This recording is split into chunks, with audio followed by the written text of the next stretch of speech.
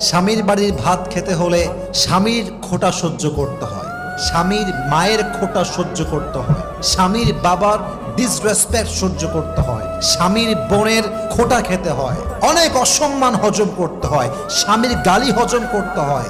তাই মেয়েরা বলে স্বামীর বাড়ির ভাতের বড় দাম। আমি কথা বলবো, কথা সত্য, তবে একটা কথা অ্যাড করতে হবে। যদি আপনার স্বামীর বাড়ির ভাতের দাম এত বেশি মনে হয়, তবে মাথায় রাখবেন বিয়ের পরে স্বামীর বাড়ির ভাতের দাম যে পরিমাণ বেশি, আপনার নিজের বাপের ঘরের ভাতের দাম তার চেয়ে বেশি।